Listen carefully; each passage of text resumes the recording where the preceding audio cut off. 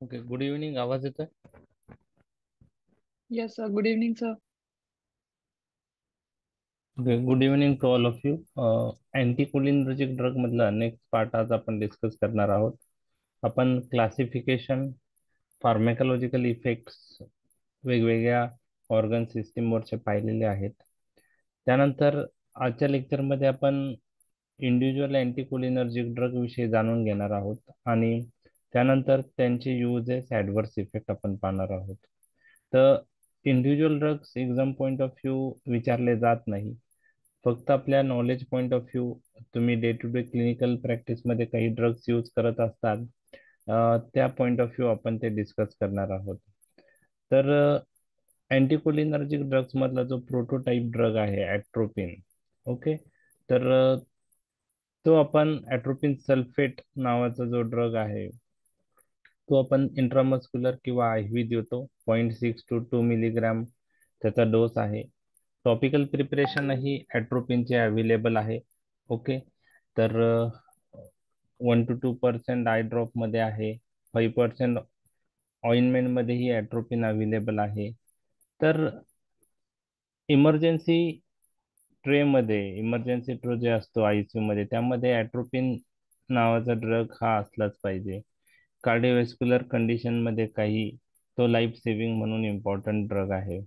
Patient suddenly ब्रॅडिकार्डियामध्ये जर गेला तर पेशंटचा हार्ट रेट वाढवण्यासाठी आपण त्यावेळेस ॲट्रोपिन देतो. तर ॲट्रोपिनचं जे आहे इंजेक्शन, ट्रोपिन नावाचा जो ब्रँड आहे त्यामध्ये ॲट्रोपिन सल्फेट 0.6 मिलीग्रॅम पर ml त्याचा कॉन्सन्ट्रेशन आहे. ऑप्थॅल्मिक प्रिपरेशनमध्ये आय ड्रॉप अवेलेबल आहे. ओके, तर 1% आय ड्रॉप मी दाखवला आहे, स्लाइडवर दिसत आहे. तर काही ऑप्थॅल्मिक कंडिशनमध्येही ॲट्रोपिन यूज होतो. दुसरं आहे हायोसिन हायड्रोब्रोमाइड. तर हायोसिन नावाचा ड्रग जो आहे हा नॅचरल कंपाऊंडमध्ये हायोसिन येतं आणि आपण त्याचा हायोसिन हायड्रोब्रोमाइड कॉम्पोनंट यूज करतो. अजून एक सेमी सिंथेटिक फॉर्म हायोसिनचा आहे, हायोसिन ब्युटिल ब्रोमाइड. तर हायोसिन हायड्रोब्रोमाइड आणि हायोसिन ब्युटिल ब्रोमाइड हे वेगळे ड्रग आहे.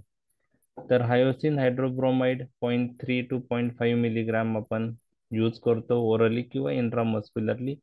आणि काही कंट्रीजमध्ये ट्रायड्रामल पॅच हायोसिन हायड्रोब्रोमाइडचे अवेलेबल आहेत. ओके, तर हे जे हायोसिन हायड्रोब्रोमाइड आहे हे आपण मोशन सिकनेससाठी देऊ शकतो. म्हणजे ट्रॅव्हलिंगच्या वेळेस जी वॉमिटिंग होती ती प्रिव्हेंट करण्यासाठी.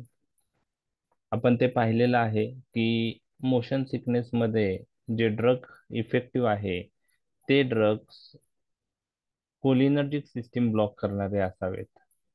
मोशन सिकनेसचे पॅथोफिजिओलॉजीमध्ये आपण पाहिलं होतं की when there is stimulation of inner year. Okay, तर इनर इयर स्टिम्युलेट झाल्यानंतर वेस्टिब्युलर ॲपरेटस जे असतं इनर इयरचा पार्ट, तिथून सिग्नल्स वॉमिटिंग सेंटरकडे जातात कोलिनर्जिक लिंक थ्रू. आणि कोलिनर्जिक लिंक थ्रू सिग्नल गेल्यावर वॉमिटिंग सेंटरच्या तिथं ॲसिटिल कोलिन रिलीज होऊन तो मस्क्युरेनिक रिसेप्टरवर ऍक्ट होतो. मस्क्युरेनिक रिसेप्टर स्टिम्युलेट होता आणि वॉमिटिंग होते. तर ज्या ड्रगला अँटी मस्क्युरेनिक प्रॉपर्टी आहे, म्हणजेच अँटी कोलिनर्जिक प्रॉपर्टी आहे, असे ड्रग आपण मोशन सिकनेस मध्ये यूज करतो. आपण हे पण पाहिलं की काही अँटी हिस्टॅमिनिक्स ड्रग जे आहेत, फर्स्ट जनरेशन अँटी हिस्टॅमिनिक्स, त्यांना ॲडिशनल अँटीकोलिनर्जिक प्रॉपर्टी आहेत. त्यामध्ये मोशन सिकनेससाठी प्रोमिथॅझिन नावाचा, Promethazine. येस, प्रोमिथॅझिन नावाचा ड्रग यूज होतो. ॲव्होमाइन त्याचा ब्रँड नेम आहे आणि त्याचा डोस 25 mg आहे. ओके, सर, हा. हायोसिन हायड्रोब्रोमाइड हा नॅचरल आहे का? हायोसिन जो आहे, हायोसिन हा ड्रग जो आहे, ओके, त्याचा फक्त एक फॉर्म आहे. Hyoscine butyl bromide semi synthetic आहे. हा हा हा ओके, हायोसिन हा नॅचरली पण अवेलेबल आहे. ओके, तर हायोसिन हम्म, नॅचरली अवेलेबल आहे, त्याला थोडा मॉडीफाय करून हायोसिन हायड्रोब्रोमाइड जो आहे तो तयार केलाय, म्हणजे स्टेबल कंपाऊंड तयार करताना त्यात तो हायड्रोब्रोमाइड, हायोसिन हायड्रोब्रोमाइड तयार केलेला आहे. मग हा सेमी सिंथेटिक होईल का कोणता? हायड्रोब्रोमाइड? हायोसिन ब्युटिल ब्रोमाइड जो आहे तो सेमी सिंथेटिक आहे. नाही, पण हायड्रोजन हायड्रोब्रोमाइड पण मग ते मॉडीफाय केलंय ना.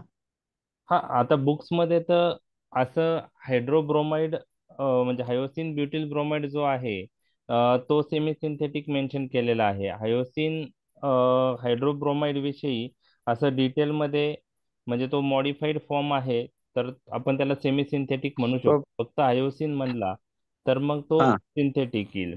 तर प्लेन आता हम्म. हायोसिन वापरत नाही, त्याला स्टेबल कंपाऊंड जर आपण वापरतात, समजा आता फिनिटोइन आहे, आपण फिनिटोइन सोडियम फॉर्म वापरतो, सॉल्ट फॉर्म, तर तसंच हायोसिनचा हायोसिन हायड्रोब्रोमाइड फॉर्म आपण वापरतो. ओके. नॅचरल सोर्स मध्ये स्कोपेलामाइन पण आहे ना, नॅचरल मध्ये. नाही, प्लेन स्कोपेलामाइन जो आहे ना, स्कोपेलामाइन हे ब्रँड नेम आहे, सॉरी, स्कोपेलामाइन हे हायोसिनचं अजून एक नाव आहे. तर हो. हायोसिनचंच दुसरं नाव ते स्कोपेलामाइन आहे. तर प्लेन हायोसिन किंवा स्कोपेलामाइन आपण बुक्स मध्ये त्याला आपण नॅचरल म्हणतो, बरोबर आहे. तर हम्म. बरोबर. तर त्यामुळं आपण त्याला असं नॅचरल, मला जरी वाटतं की नॅचरलच असेल तो. ओके. हा पण आता कसं आहे, नॅचरलच असेल. नाही नाही, प्लेन हायोसिन जर विचारलं आपल्याला तर तो नॅचरल हम्म. असणार. पण हायोसिन हा. हायड्रोब्रोमाइड म्हणलं तर तो हम्म. हायोसिनचा मॉडिफाय फॉर्म आहे, तर आपण त्याला सेमी सिंथेटिक म्हणू शकतो आणि त्याला ओके. स्कोपेलामाइन असं नाव आहे. तर तसं पाहिलं गेलं तर प्लेन हायोसिन हा नॅचरल आहे आणि हायोसिन हम्म. हायड्रोब्रोमाइड हा आपण सेमी सिंथेटिक म्हणू शकतो. Okay, thank you sir. ओके. तर हायोसिन हायड्रोब्रोमाइड ट्रान्सडर्मल पॅचमध्ये काही कंट्रीजमध्ये अवेलेबल आहे. ओरली किंवा इंट्रामस्क्युलरली आपण ते देऊ शकतो. तर तो हायोसिनचा मॉडिफाईड फॉर्म असल्यामुळे आपण सेमी सिंथेटिक म्हणून त्याला कन्सिडर केलं पाहिजे. तर क्लासिफिकेशनमध्ये हायोसिन हायड्रोब्रोमाइड नाही आहे, पण बुक्समध्ये बाकी जेव्हा आपण इंडिव्हिज्युअल ड्रग्स पाहतोय त्याच्यात मेन्शन केलेलं आहे. ओके. आता नेक्स्ट जो पार्ट आहे तो आहे हायोसिन ब्युटिल ब्रोमाइड. ओके.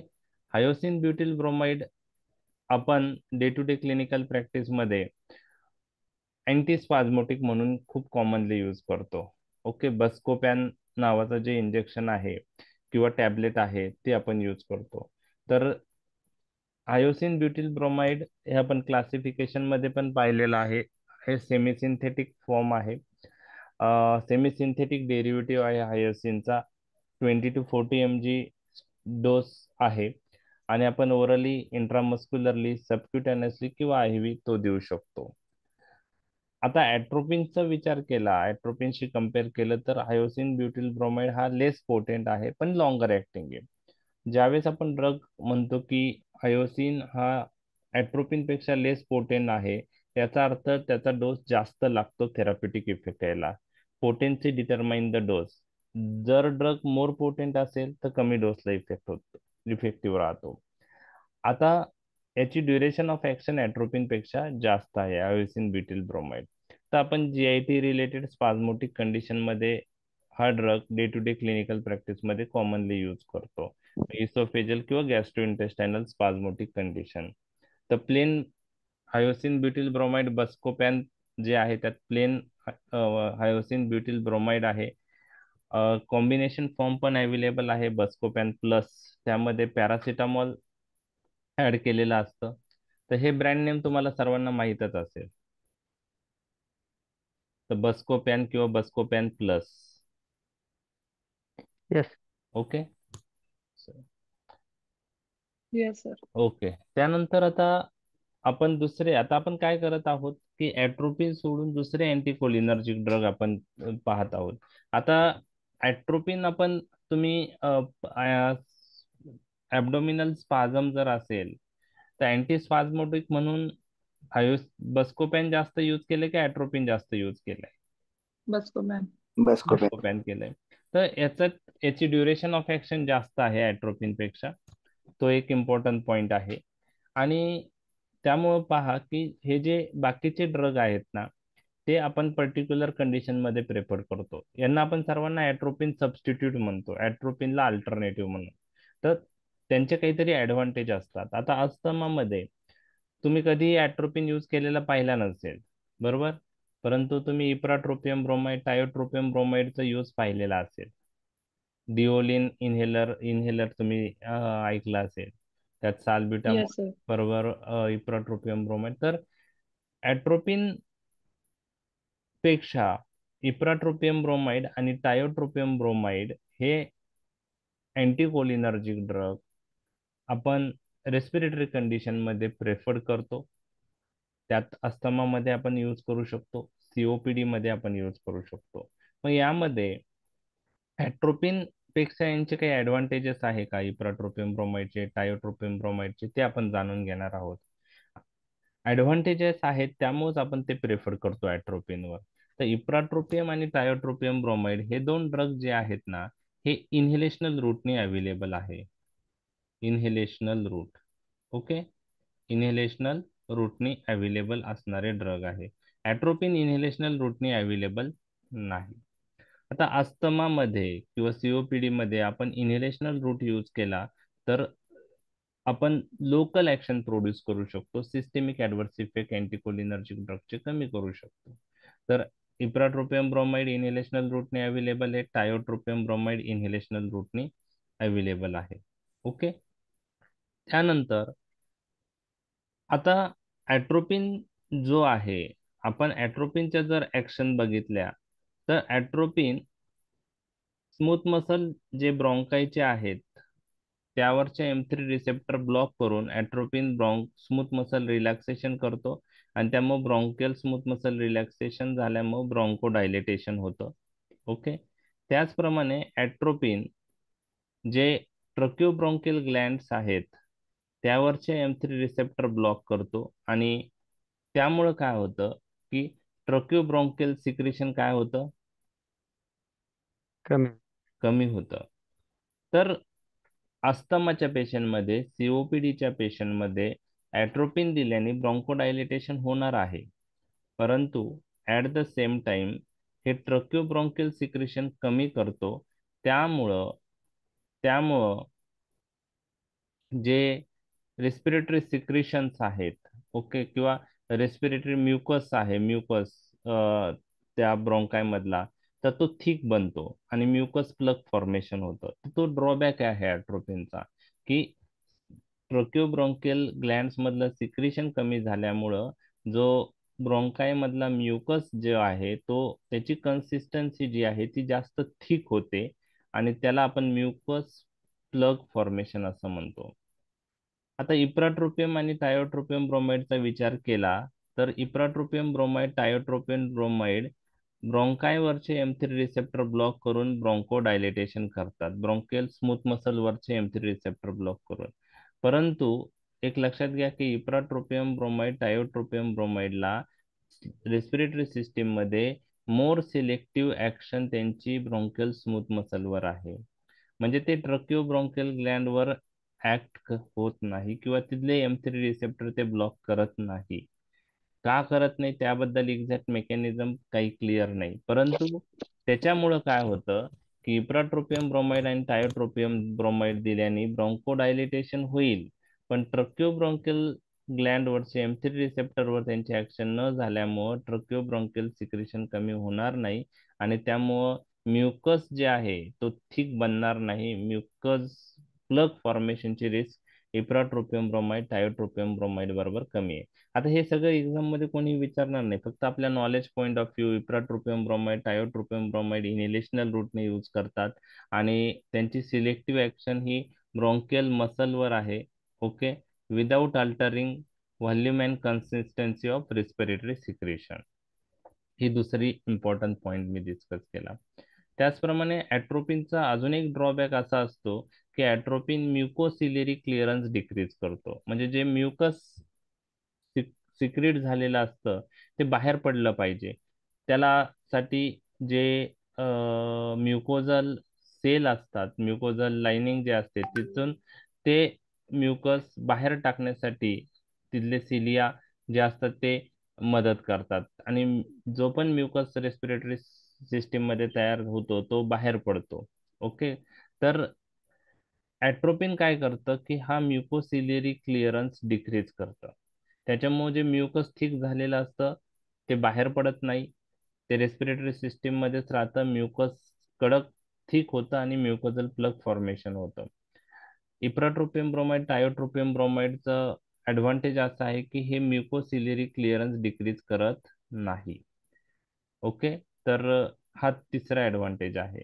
तर ह्या 3 ॲडव्हान्टेजमुळं आपण इप्राट्रोपियम ब्रोमाइड किंवा टायोट्रोपियम ब्रोमाइड त्याचे पण हे 3 ॲडव्हान्टेज आहेत. तर यामुळं आपण हे 2 ड्रग वर ॲट्रोपिन पेक्षा प्रेफर करतो अस्थमा सीओपीडीच्या ट्रीटमेंटमध्ये. ओके, लक्षात आलं हे? येस. ओके. तर एक्झाम पॉईंट ऑफ व्ह्यू कोणी विचारणार नाही.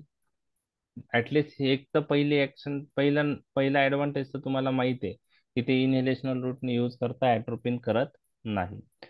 आता अस्थमाच्या पेशंटला अक्यूट अटॅक ऑफ अस्थमा असेल तर ड्रग ऑफ चॉईस काय आहे असा जर क्वेश्चन तुम्हाला विचारला तर याचा आन्सर काय येईल? तर याचा आन्सर यासाठी आपण बीटा 2 अगोनिस्टिक ड्रग यूज करतो. आपण एड्रेनर्जिक सिस्टीम मध्ये पाहणार आहोत. त्यामध्ये सालब्युटामॉल नावाचा ड्रग आहे, सालमेट्रॉल नावाचा ड्रग आहे, टर्ब्युटॅलिन नावाचा ड्रग आहे. ओके. तर हे ड्रग ऐकले असतील तुम्ही. ओके. ओके. Yes, sir. ऐकलंय. हो, हा. येस. तर आता इप्राट्रोपियम ब्रोमाइड पण ब्रॉन्कोडायलेटेशन करतं आणि सालब्युटामॉल पण ब्रॉन्कोडायलेटेशन करतं. बरोबर आहे? दोन्ही ब्रॉन्कोडायलेटेशन करतात. बरोबर आहे? तर यामध्ये दोघांमध्ये साल्ब्युटामॉल अक्यूट अटॅकला का ड्रग ऑफ चॉईस आहे? बरोबर आहे? साल्ब्युटामॉल. ओके. तर त्याचं रिझन असं आहे की इब्राट्रोपियम ब्रोमाइड आणि साल्ब्युटामॉल यामध्ये साल्ब्युटामॉलची ऑनसेट ऑफ ऍक्शन क्विक आहे. Okay. Onset of action quick आहे. Ipratropium bromide tiotropium bromide bronchodilatation करतात पण त्यांची ऑनसेट ऑफ ऍक्शन स्लो आहे, त्यांची ड्युरेशन ऑफ ऍक्शन जास्त आहे. म्हणजे ऑनसेट स्लो आहे, ड्युरेशन जास्त आहे. तर अॅक्यूट अटॅक ऑफ ब्रोंकेल अस्थमाला आपल्याला क्विक ऍक्टिंग ड्रग महत्वाचा आहे. त्यामुळे इप्राट्रोपियम ब्रोमाइड टायोट्रोपियम ब्रोमाइड या अँटीकोलिनर्जिक ड्रग पेक्षा बीटा 2 अगोनिस्ट ज्याला आपण सिम्पॅथोमायमेटिक ड्रग असंही म्हणतो, त्यात सालबिटामॉल सालमेट्रॉल येतात, ते जास्त आपण अॅक्यूट अटॅकला प्रेफर करतो. मग इप्राट्रोपियम टायोट्रोपियम ब्रोमाइड कधी आपण यूज करतो? तर आपण ते drug regular prophylaxis point of view use करतो. म्हणजे आपल्याला लॉंग ऍक्टिंग ब्रोंकोडायलेटेशन ऍक्शन लागत असेल त्यावेळेस आपण हे ड्रग यूज करतो आणि जनरली आपण हे सालब्युटामॉल बरोबर कॉम्बिनेशन मध्ये देतो. सालब्युटामॉल इप्राट्रोपियम ब्रोमाइड कॉम्बिनेशन. लक्षात आलं तुमच्या? ओके. सालब्युटामॉलचं कोणतं ब्रँड नेम तुम्हाला माहिती आहे? लिओलिन. लिओलिन. ओके. लिओलिन. अस्थेलिन एक आहे का? हो, आहे. हा. तर सालब्युटा. ओके. ठीक आहे. आता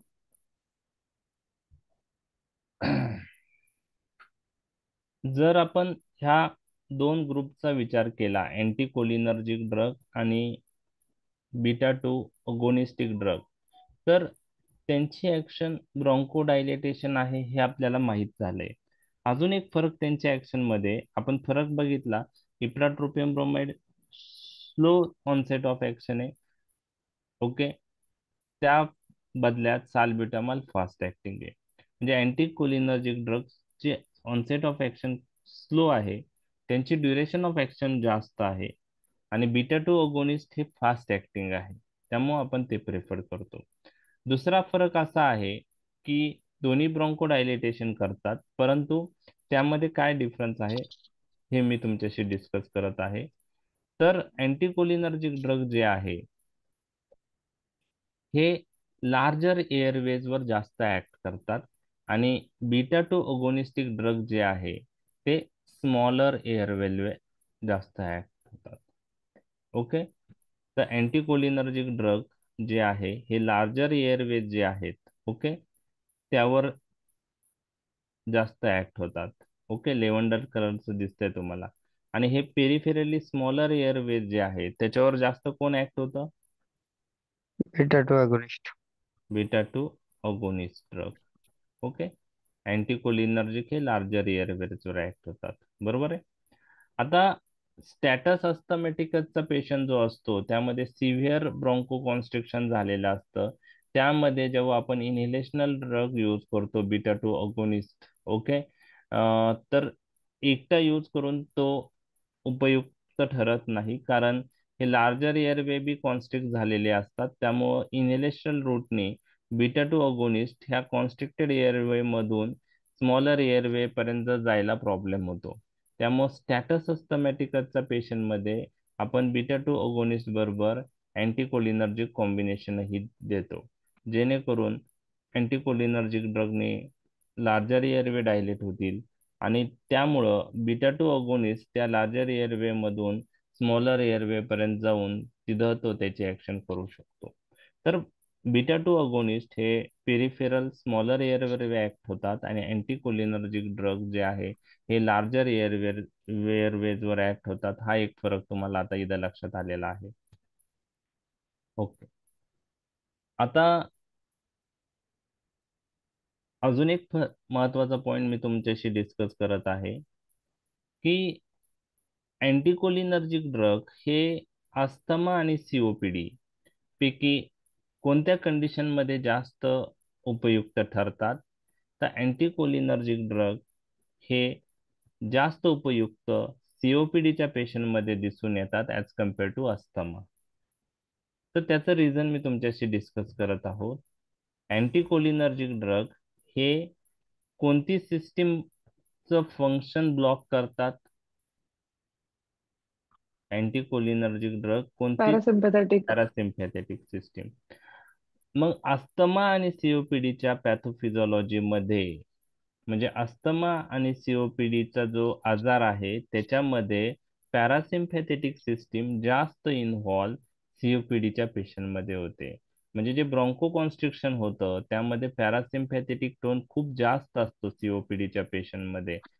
तर सीओपीडीच्या पेशंटमध्ये पॅरासिम्पॅथेटिक टोन जास्त असतो. मग आपण जर अँटीकोलिनर्जिक यूज केले तर हा पॅरासिम्पॅथेटिक टोन जो जास्त आहे तो आपण ब्लॉक करू शकतो. बरोबर आहे. म्हणजे सीओपीडीच्या पॅथोफिजिओलॉजीमध्ये पॅरासिम्पॅथेटिक सिस्टीमचा रोल जास्त आहे ॲज कम्पेअर टू अस्थमा. त्यामुळं पॅरासिम्पॅथोलायटिक ड्रग म्हणजेच अँटीकोलिनर्जिक ड्रग जास्त उपयुक्त हे सीओपीडीच्या पेशंटमध्ये दिसून येतात अस्थमापेक्षा. तर हा एक पॉइंट तुमच्याशी डिस्कस केला. आता आपण हे खूप डिटेल मधले पॉइंट डिस्कस करत आहोत. ओके.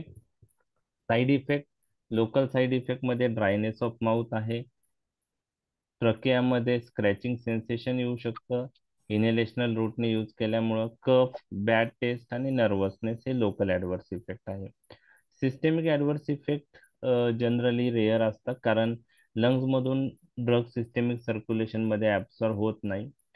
कधी कधी इनहेलेशनच्या वेळेस ड्रग पोटातही जातं तर प्रॉपर इनहेलेशन नाही घेतलं, परंतु तिथूनही ॲब्सॉर्प्शन असं सिग्निफिकंट नाही आहे. त्याच्यामुळं जे सिस्टेमिक ॲडव्हर्स इफेक्ट आहे हे कमी आहेत. तर इप्राट्रोपियम ब्रोमाइड आपण इनहेलेशनल रूटने यूज करतो 40 to 80 microgram by inhalational route. आता यामध्ये काही प्रिपरेशन मी तुमच्याशी डिस्कस करत आहोत. हे डिओलिन दिसतंय तुम्हाला? ओके. डिओलिन मध्ये काय आहे? कॉम्बिनेशन ऑफ काय आहे? इप्राट्रोपियम ब्रोमाइड आणि लिओसाल्बिटामॉल. तर लिओसाल्बिटामॉल हा साल्ब्युटामॉलचा इनएन्शिओमर आहे, लिओसाल्ब्युटामॉल. बरोबर. तर आपण साल्बिटामॉल यूज करू शकतो किंवा लिव्होसाल्बिटामॉल यूज करतो आणि अलॉंग विथ दॅट इप्राट्रोपिन. म्हणजे डिओलिन हे जे इन्हेलेशनसाठी यूज केला जाणारा MDI आहे, मीटर डोस इन्हेलर, यामध्ये इप्राट्रोपियम ब्रोमाइड आणि लिव्होसाल्बिटामॉल हे कॉम्बिनेशन असतं. ओके, 20 मायक्रोग्रॅम इप्राट्रोपियम ब्रोमाइड आणि लिव्होसाल्बिटामॉल 50 मायक्रोग्रॅम. ओके, त्यानंतर फक्त इप्राट्रोपियम ब्रोमाइडचं ही इन्हेलेशनल पंप अवेलेबल आहे, मीटर डोस इन्हेलर, इप्रावेंट म्हणून. ओके, ज्यावेळेस आपल्याला फक्त अँटीकोलिनर्जिकच यूज करायचं आहे त्यावेळेस आपण ते यूज करू शकतो. ओके, तर हे डिओलिन मी तुमच्याशी डिस्कस केलंय. ओके ओके, डिओलिन रोटा कॅप्स पण अवेलेबल आहे. रोटा कॅप्स हे रोटा इन्हेलरसाठी वापरल्या जाणाऱ्या कॅप्सूल्स आहेत. तर तुम्हाला सर्वांना मीटर डोस इन्हेलर आणि रोटा इन्हेलर ह्या गोष्टी माहीत आहेत, बरोबर? रोटा इन्हेलर आणि मीटर डोस इन्हेलर, तर दोघांपैकी कशाचा यूज जास्त बघितलाय तुम्ही? मीटर डोस मीटर डोसचा. Okay, meter dose inhaler. Okay, rota inhaler ऐकलंय तुम्ही? रोटा इन्हेलर पाहिलंय yes sir. Patient? Okay, rota inhaler, त्यामध्ये आपल्याला कॅप्सूल टाकावं लागते त्या इन्स्ट्रुमेंट मध्ये आणि मग ती कॅप्सूल ब्रेक झाल्यानंतर ट्विस्ट पावडर करून ब्रेक करायची. ट्विस्ट करून ब्रेक करायचे, मग त्यातून इन्हेल करायचं आहे नेक्स्ट. ओके, ठीक आहे. तर यामध्ये कंपॅरिझन बघा, तुम्ही सर्च करा मीटर डोस इन्हेलर आणि रोटा इन्हेलर, ऍडव्हान्टेज डिसएडव्हान्टेज ग्रुपवर टाका की या दोघांपैकी कम आपण अस्थमा मध्ये नंतर पाहणारच आहोत. तर आता जस्ट होमवर्क, दोघांमध्ये काय चांगला आहे, कोणत्या पेशंटमध्ये कोणता प्रेफर करतात त्या गोष्टी. रेस्पिल्स तुम्हाला सर्वांना माहीतच असतील, जे आपण नेबुलायझर मध्ये यूज केले जाणारे हे आहे लिक्विड फॉर्म ऑफ डिओलिन. त्यात लिओसाल्ब्युटामॉल आणि इप्राट्रोपियम ब्रोमाइड नावाचं ड्रगचं कॉम्बिनेशन आहे. ओके, टायोट्रोपियम ब्रोमाइड हा पण एक ब्रोंकोडायलेटर ड्रग आहेत, अँटीकोलिनर्जिक. ओके, आणि इप्राट्रोपियम ब्रोमाइड सारखंच त्याचं आहे, इन्हेलेशनल रूटनेच यूज होतो. तर त्यात काही ब्रँड नेम मी मेन्शन केलेत टायोट्रोपियम ब्रोमाइडचे आणि डोसनुसार त्याचं हे असतं. ओके, वेगवेगळ्या डोसमध्ये तो केला जातो, 9 मायक्रोग्रॅम किंवा 12 microgram. Okay,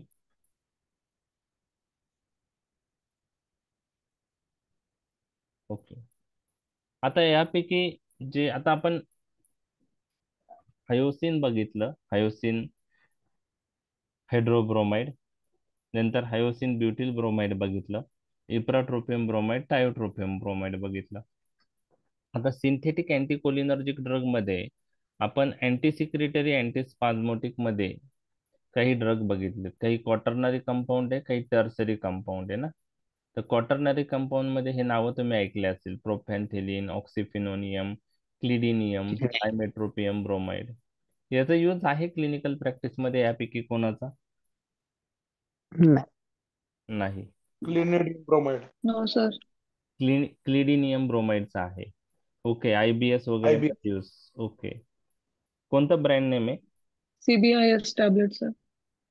okay okay, CBS. Okay, त्यामध्ये कॉम्बिनेशन आहे बाकी ड्रगचं, है ना.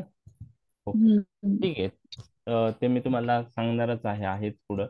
तर आता एक लक्षात घ्या की क्लासिफिकेशन वरूनही तुम्हाला त्या ड्रगचं मेन फंक्शन किंवा ऍक्शन लक्षात येईल.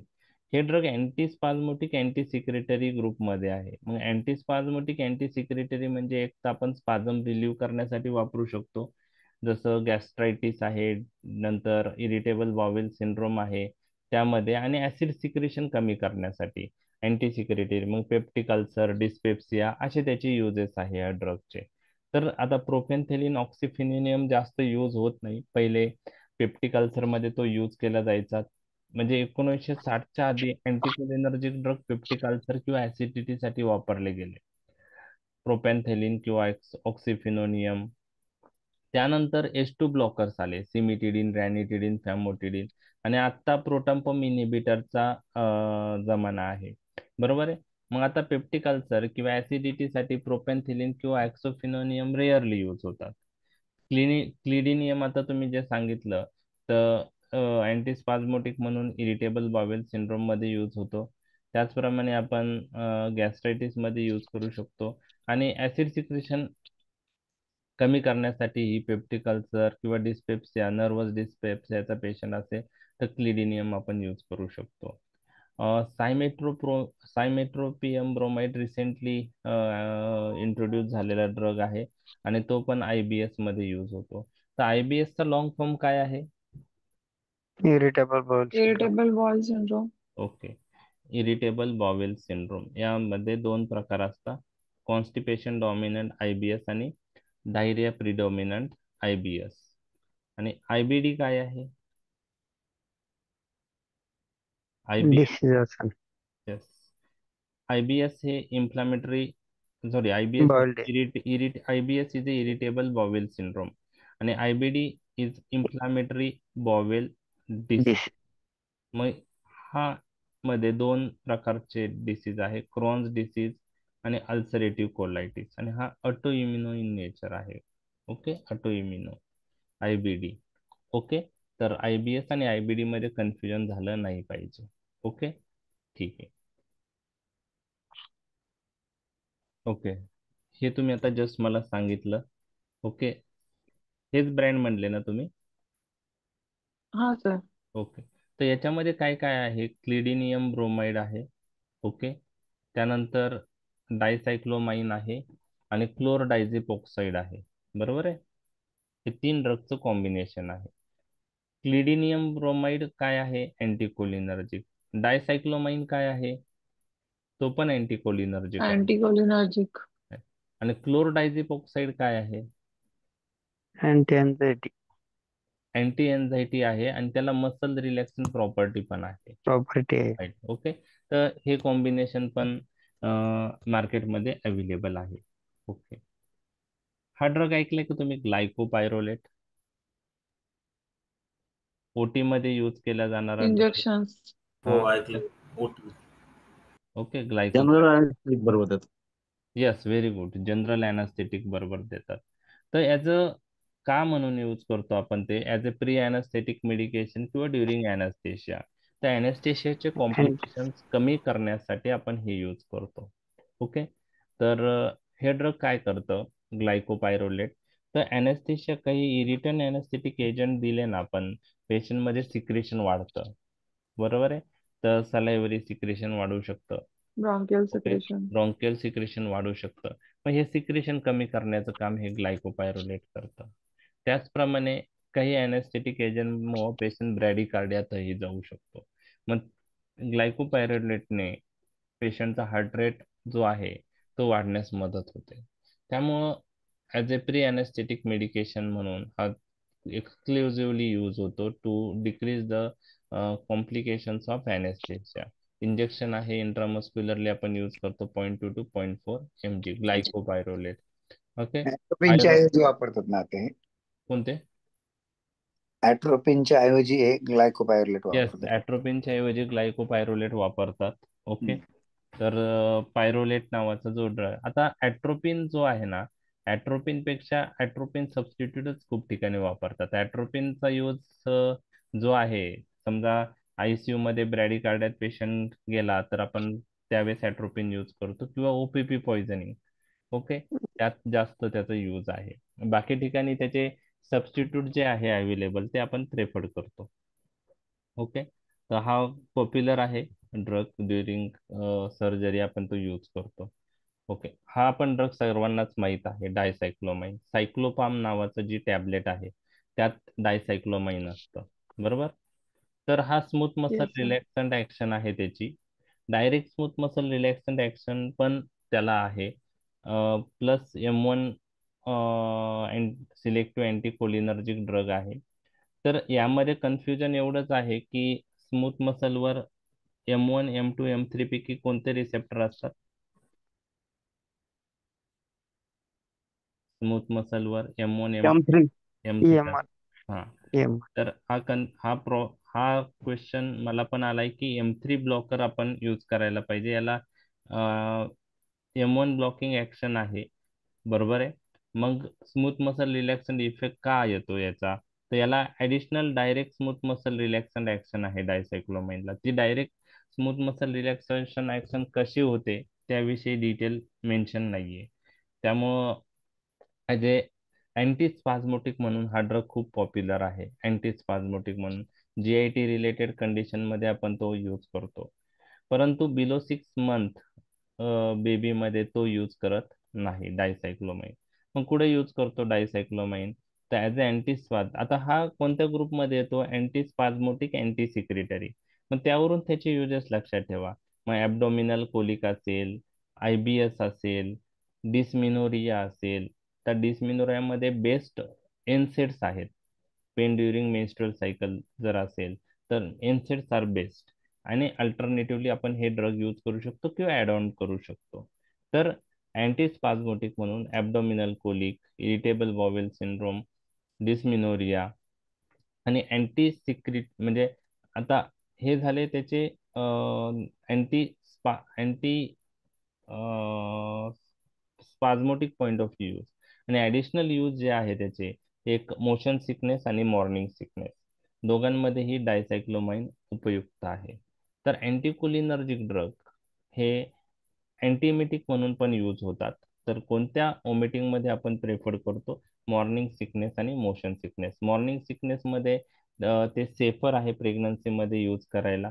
ओके, तर मॉर्निंग सिकनेस मध्ये कोणकोणते ड्रग आता यूज केले जातात? तर डॉक्झिलामाइन सक्सिनेट, ओके, डॉक्झिलॅमाइन एक यूज होतं. ओके. ऑन्डेनसेट्रॉन, ग्रॅनीसेट्रॉन. ओके, डॉक्झिलॅमाइन यूज होतं. आता ओंडॅन आणि ग्रॅनीसॅट्रॉन पण यूज करतात ना? यस. ओके. ओके, तर जास्त डॉक्झिलॅमाइन यूज करतात. यस. तर डायसायक्लोमाइन पण यूज करू शकतो आपण.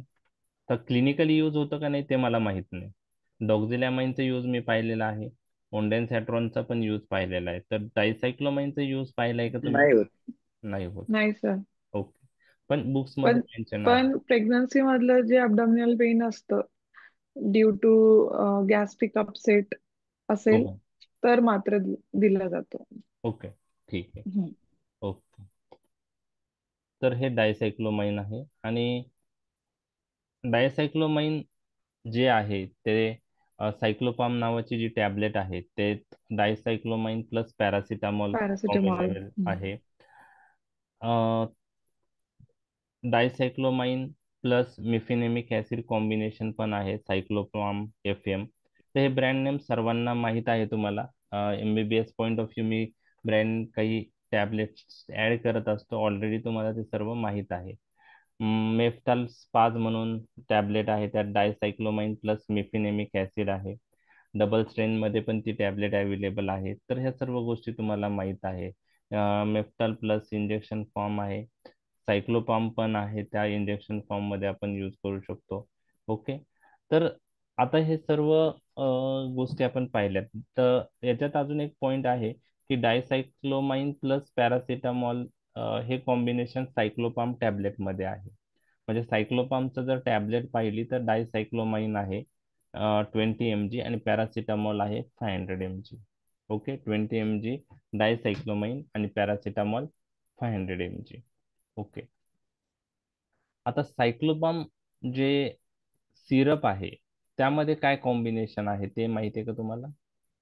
सायमेथिकॉन यस, आणि डायसायक्लोमाइन. यामध्ये सायक्लोपाम टॅबलेट मध्ये डायसायक्लोमाइन प्लस पॅरासिटामॉल होतं, बरोबर आहे. डायसायक्लोमाइन प्लस पॅरासिटामॉल.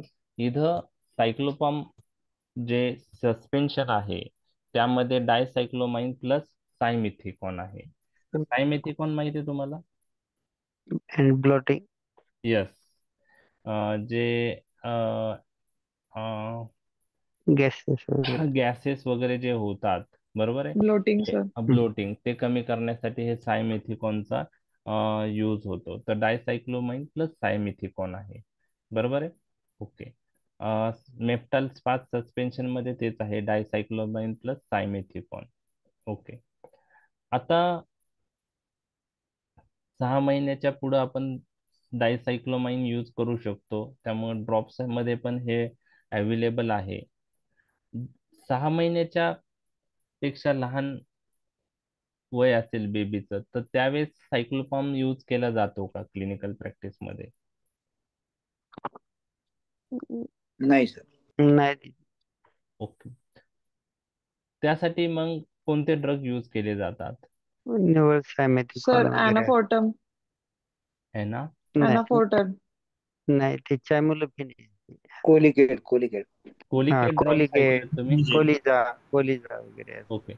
म्हणजे हे कोलिकेट ड्रॉप्स म्हणजे त्याला आपण काय म्हणतो, त्याच्यामध्ये काय काय असतं? दिल ऑइल असतं, ओके, हा, फेनिल ऑइल असतं आणि सायमेथिकॉन असतं. सायमेथिकॉन असतं. सायक्लोपाम नसतं याच्यात. नाही. ओके. तर कोलिकेट ड्रॉप्स मी ऐकलेलं आहे. अजून काही ब्रँड्स असतील, ओके, ते आपण यूज करू शकतो. जनरली 6 महिन्यापेक्षा कमी असेल तर ते बडीशेप आर्क म्हणतो आपण, तेच असेल त्याच्यात. ओके, ठीक आहे. व्हॅलिथामेट जे नावाचा ड्रग आहे, ओके, अँटी सिक्रेटरी अँटी स्पाझमोटिक मध्ये जे ड्रग्ज आहेत, त्यामध्ये व्हॅलिथामेट एक येतो टर्शरी कंपाऊंड्स मध्ये. तर हा ड्रग इंटेस्टायनल कोलिक असेल, युरिनरी कोलिक किंवा बिलिरी कोलिक, तर अँटीस्पाझमोटिक म्हणून यूज होतो. आणि अजून एक यूज मागच्या लेक्चरमध्ये पण तुम्ही मला सांगितला होता की ड्युरिंग लेबल सर्वायकल डायलेटेशन साठी व्हॅलिथामाइड काही ठिकाणी यूज होतं. इपिडोसिन नावाचं जे इंजेक्शन आहे, ऐकलंय तुम्ही? इपिडोसिन. हो sir. Yes sir. Yes okay. Sir. तर ते व्हॅलिथामेट आहे त्याच्यामध्ये, तो पण अँटी कोलिनर्जिक ड्रग आहे. तर cervical dilatation point of view त्याचा यूज आहे. ड्युरिंग लेबर काही ठिकाणी इपिडोसिनचा यूज होतो. त्याचप्रमाणे अँटी पिटोसिन ट्रिप ना सर? कोणता? नाही, नाही, ते नाही, ऑक्सिटोसिन. नाही इपिडोसिन. नाही ते पेटोसिन ऑक्सिटोसिन आहे. ते ऑक्सिटोसिन. ते ऑक्सिटोसिन इंडक्शन ऑफ लेबर साठी आहे. हो, हे येस, फक्त हे फक्त सर्वायकल डायलेटेड. डायलेटेशन साठी काही ठिकाणी यूज होतो. इथले स्मूथ मसल रिलॅक्स रिलॅक्स करण्यासाठी. होतात. Yes yes. तर हे इपिडोसिन आहे, व्हॅलिथामेट, ते यूज होतं. आणि बाकी कोलिकी पेन मध्ये युरिनरी कोलिक असेल, ॲब्डोमिनल कोलिक असेल, तिथंही व्हॅलिथामेटचं यूज होतं. फक्त आता additional cervical dilatation point of view valethamate तुम्ही लक्षात ठेवू शकता. म्हणजे आता तुम्हाला ड्रगचे नाव माहित असेल तर त्याच्यावरून युजेस कसे लक्षात ठेवायचे ते कळतं. लक्षात घ्या. ओके. आता बाकीचे जे आहेत, पायरेनझिपाइन हा anti secretory drug peptic ulcer मध्ये पहिले यूज केला जायचा, आता यूज होत नाही. वसाइको सिलेक्टिव्ह अँटीकोलिनर्जिक ड्रग मी तुमच्याशी डिस्कस केले होते. वसाइको सिलेक्टिव्ह ड्रगचं जे निमोनिक होतं ते सॉफ्ट ब्लॅडर होतं. फ्लॅविजेट, ऑक्सिबिटिनिन आणि हम्म. अं, त्यामध्ये सोलिफेनासिन, ऑक्सिब्युटिनिन, फ्लेओक्झेट, फ्लॅवेक्झेट, टोलटेरोडिन आणि ब्लॅडर टोल, मध्ये डेरिफेनासिन. आता डेरिफेनस. सोलिफेनासिन, डेरिफेनासिनचा यूज तुम्ही पाहिला असेल day to day clinical practice मध्ये. रिसेंटली इंट्रोड्यूस झालेले ड्रग आहे डेरिफेनासिन, सोलिफेनासिन, ऐकलेत हे नाव? आता त्याचे ब्रँड नाही सर. नेम नाही का? पेनिसिन वापर पाहिले. सोलिफेनासिन पाहिलंय? Yes sir. ओके. तर हे अँटीकोलिनर्जिक ड्रग आहे. ओके. कोणता brand? Brand name sir. Derif, Derif 7.5. किंवा आता ब्रँड नेम खूप आहेत.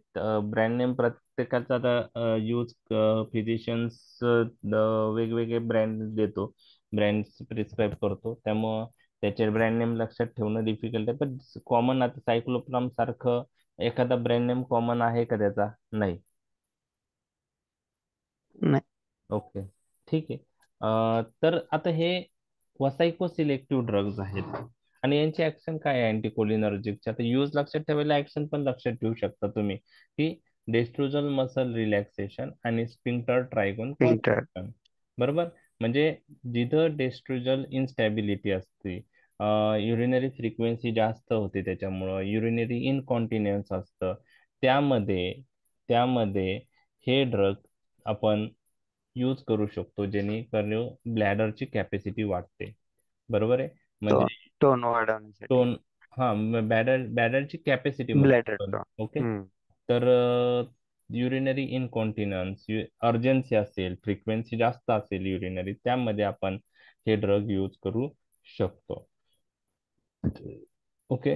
मग न्यूरोजेनिक ब्लॅडर असेल, नॉक्टर्नल एन्युरोसिस असेल, स्पायना बायफिडा मुळं ब्लॅडरचं कंट्रोल अफेक्ट झालेला असेल, पोस्ट प्रोस्टॅक्टेक्टोमी किंवा म्हणजे प्रोस्टेट रिमूव्ह केल्यानंतर वसायकल स्पाझम आहे ते रिलीव्ह करायचं असेल, तर तिथंही आपण हे यूज करू शकतो. तर हे त्यांचे युजेस झाले. म्हणजे फार्मॅकोलॉजिकल ऍक्शन वरून तुम्हाला युजेस लक्षात येईल. लक्षात आलं? यूज लक्षात, जेव्हा आपण युजेस येस. बघू त्यावेळेस तुम्हाला हे युजेस लक्षात आले पाहिजे. ओके.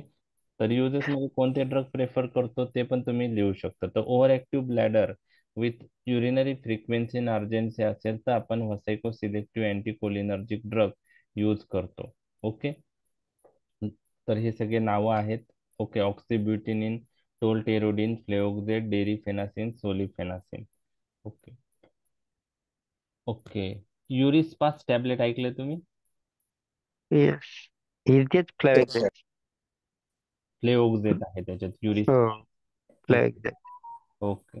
युरिस्पास ऐकलंय? स्टेरोक्झेट, फ्लॅवेक्झेट. ओके. स्टेरोक्झेट म्हण. ओके. फ्लेओक्सेट.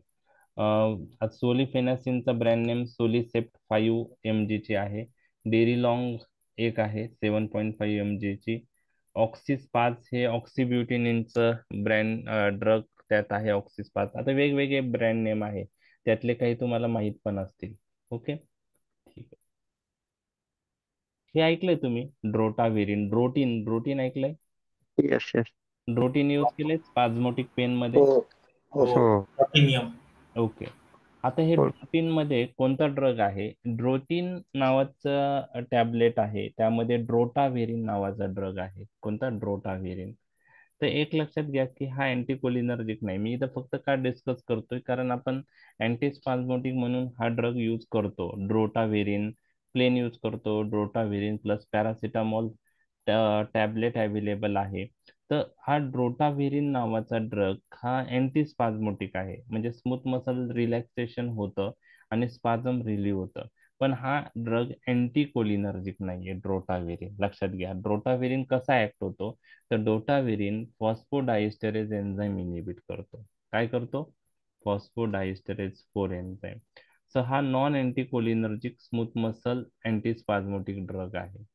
आणि तुम्हाला मी सांगितलेलं आहे की स्मूथ मसलच्या रिलॅक्सेशन मध्ये सायक्लिक एएमपीचा रोल आहे. जिथं जिथं सायक्लिक एएमपी ची लेवल वाढते तिथं स्मूथ मसल काय होतात? रिलॅक्स होतात. रिलॅक्स होता. बरोबर आहे. लक्षात येस. आलं? आता साल्ब्युटामॉल आहे. साल्ब्युटामॉल हा बीटा 2 अगोनिस्टिक ड्रग आहे. ओके. तर तो बीटा 2 रिसेप्टरवर ऍक्ट होतो. बीटा 2 हे जीएस टाईप रिसेप्टर आहे. जीएस टाईप रिसेप्टर स्टिम्युलेट झाले तर ॲडिनिलिन सायक्लेज एन्झाईम ऍक्टिव्हेट होऊन सायक्लिक एएमपी, सायक्लिक एमपी वाढ. आणि सायक्लिक एएमपी स्मूथ मसल काय करतो?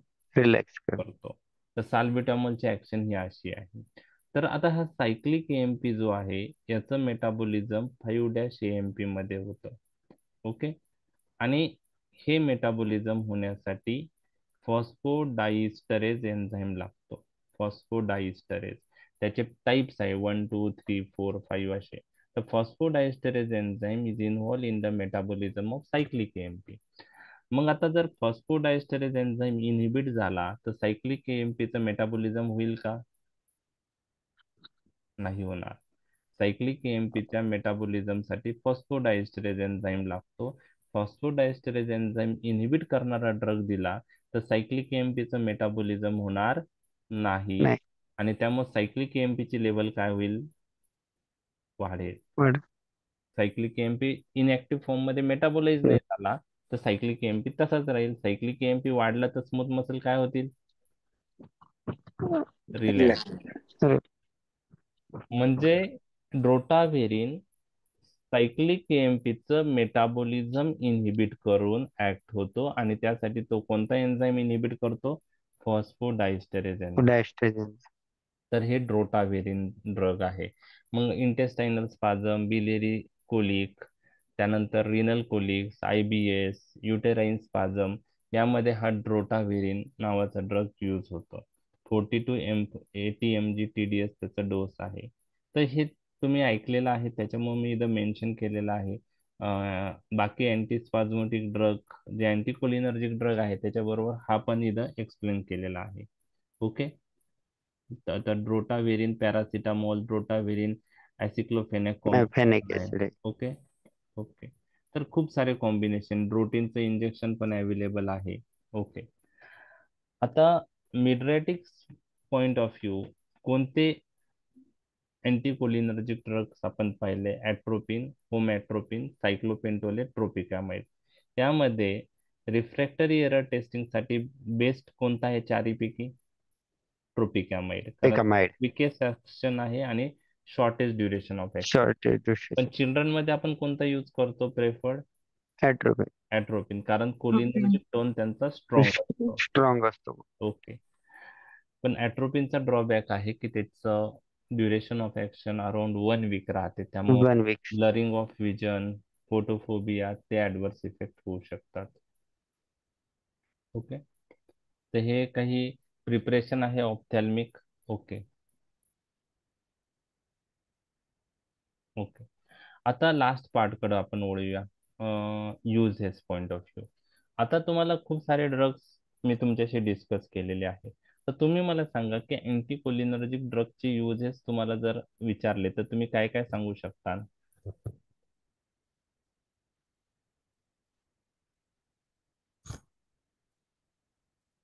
अँटीस्पाझमोडिक.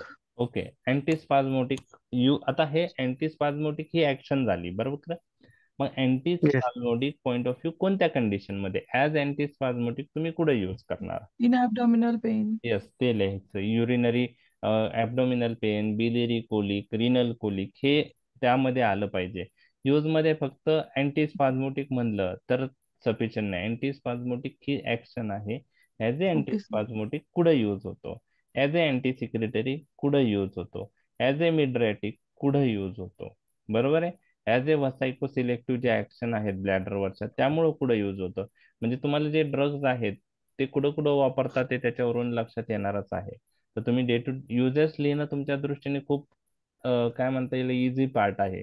तुमच्या दृष्टीने क्लासिफिकेशन, फार्मेकोलॉजिकल ऍक्शन थोडी डिफिकल्ट आहे, ते समजल्या. युजेस तुम्हाला सर्वांना माहीतच आहे, निम्मे युजेस तर तुम्हाला माहीत आहे, बरोबर. तर ऍज ए पहिले अँटी सिक्रेटरी पाहूया आणि नंतर अँटीस्पाझमोटिक पाहूया. तर अँटी सिक्रेटरी मध्ये as a pre anaesthetic medication मध्ये आपण यूज करतो to decrease the secretion to prevent laryngeal spasm. Okay. मग त्यात आपण कोणता यूज करतो तुम्हाला सांगितलंय, ग्लायकोपायरोलेट, बरोबर.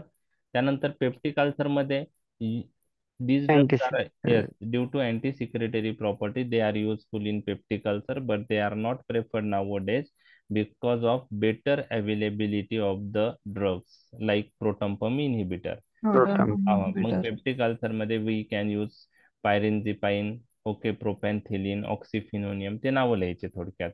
ओके. पल्मोनरी एम्बोलिझम मध्ये आपण अँटी सिक्रेटरी म्हणजे पल्मोनरी एम्बोलिझम मध्ये रेस्पिरेटरी सिक्रेशन जे आहे ते कमी करण्यासाठी आपण हे ड्रग यूज करतो. ओके. पार्किन्सोनिझम मध्ये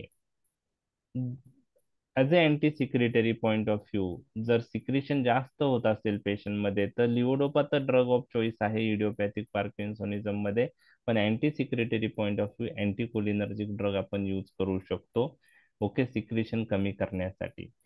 परंतु जर पार्किन्सोनिझम हा एखाद्या ड्रगच्या साईड इफेक्ट मुळे झालेला असेल, त्याला आपण ड्रग इंड्यूस पार्किन्सोनिझम म्हणतो, त्यामध्ये आपण कोण लिओडोपा यूज करू शकतो का? नाही. नाही. आपण पाहिले ते मागील लेक्चर मध्ये, levodopa is not effective in drug induce block होतो. Dopamine receptor D2 block. D2 blockage मुळे यूज. त्यामध्ये आपण ड्रग ऑफ चॉईस काय पाहिलेले आहेत? ड्रग इंड्यूस पार्किन्सोनिझम साठी ड्रग ऑफ चॉईस काय आहे? हम्म. आपण पाहिले anticholinergic Yes. Drug consider as drug of choice in drug induce parkinsonism, म्हणजे बेन्झहेक्झॉल, बायपिरिडिन, प्रोसायक्लिडिन, हे जे अँटीकोलिनर्जिक ड्रग आहेत ते आपण तिथे यूज करतो. तर यूज नंतर येणारच आहे ड्रग इंड्यूस पार्किन्सनिझम. ओके. तर इथं जो मेन्शन केलेला आहे पार्किन्सनिझम, इथं anti secretary point of view, जे लिओडोपा आपण यूज करतोय, बरोबर आहे, इडिओपॅथिक पार्किन्सनिझमचा पेशंट आहे, तर आपण as a anti secretary point of view secretion कमी करण्याच्या दृष्टीने सुद्धा अँटीकोलिनर्जिक ऍड करू शकतो. तर हे सगळे कसे लक्षात ठेवायचे anti secretary point of view uses, सगळे पी वरून स्टार्ट होत आहे पहा. Okay. Pre anaesthetic medication, peptic ulcer, okay, pulmonary embolism आणि पार्किन्सनिझम. लक्षात आलं.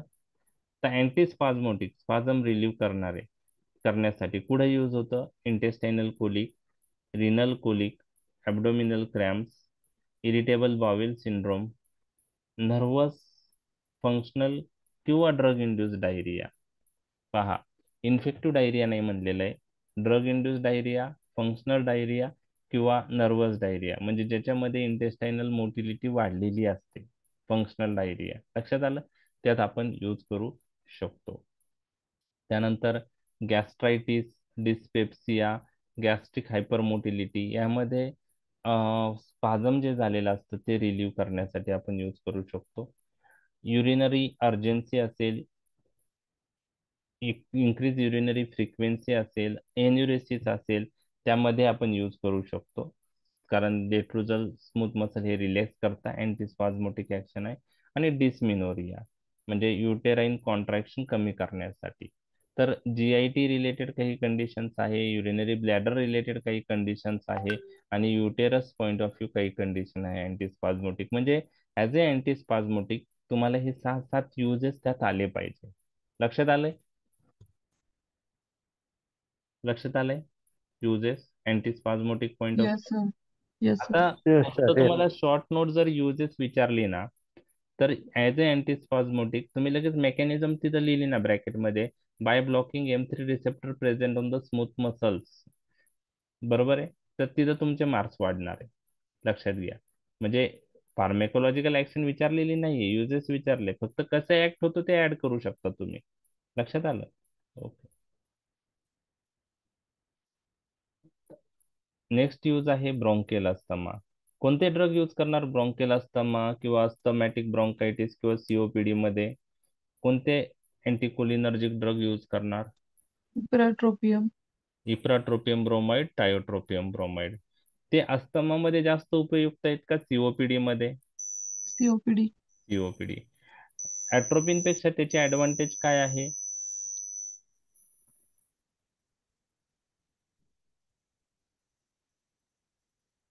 ॲट्रोपिन पेक्षा ipratropium sudden onset of time. Long acting आहे पण शॉर्ट म्हणजे लॉंग ऍक्टिंग आहे, ठीक आहे. ॲट्रोपिन आता slow onset slow of action आहे, पण duration slow of onset action of long आहे. परंतु लॉंग आहे. ॲट्रोपिन आणि ipratropium bromide, large tiotropium surface मध्ये काय फरक आहे देतानी? लार्ज सरफेस ब्लॉक करतो. ॲट्रोपिन इनहेलेशनल रूटने अवेलेबल आहे का? नाही.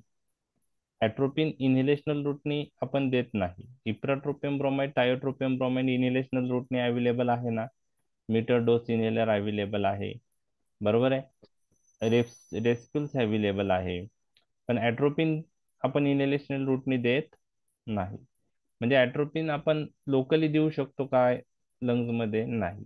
मग हा एक ड्रॉबॅक आहे ॲट्रोपिनचा. दुसरा ड्रॉबॅक असा आहे, ॲट्रोपिन म्युकस प्लग फॉर्मेशन पण करतो, कारण त्याला नॉन स्पेसिफिक ऍक्शन आहे, स्मूथ मसल रिलॅक्स करतो आणि ट्रक्योब्रोंकियल सिक्रेशन जे आहे ग्लँड्स मधलं तेही कमी करतो. त्याच्यामुळं ब्रॉन्कोडायलिटेशन होतं पण म्युकस प्लग फॉर्मेशन होतं.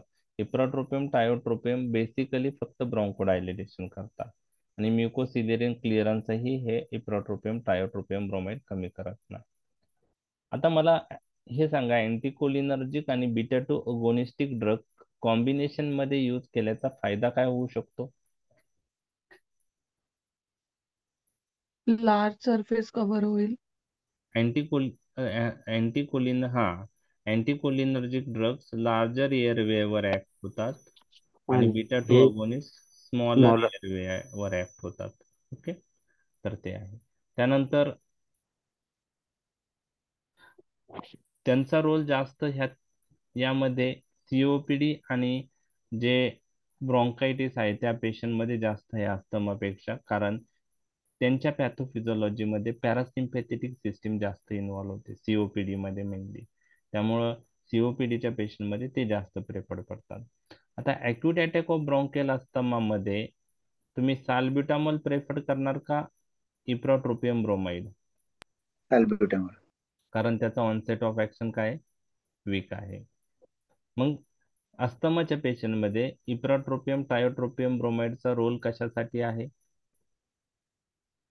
प्रोफॅलेक्सिस point of view, long term long bronchodilation term use. लागत असेल, लॉंग टर्म इफेक्ट लागत असेल तर. लक्षात आलं? मग आपण ते साल्बिटामॉल बरोबर, लिओ साल्बिटामॉल बरोबर इप्राट्रोपियम ब्रोमाइड ऍड करू शकतो. डिओलिन नावाचं आपण हे पाहिलेलं आहे, बरोबर आहे, कॉम्बिनेशन. लक्षात आलं? तर ह्या डिटेल मधल्या गोष्टी आहेत. इतकं डिटेल मध्ये तुम्हाला एक्झाम मध्ये लिहायचं नाही, फक्त just knowledge point of view आपण आता डिस्कस करत आहोत. ओके, आता मिड्रॅटिक आणि cycloplegic point of view, diagnosis point of view कोणत्या टेस्टिंग साठी वापरतो तुम्ही सांगा आता? रिफ्रॅक्टरी एरर साठी वापरणार का फंडोस्कोपी जास्त करून?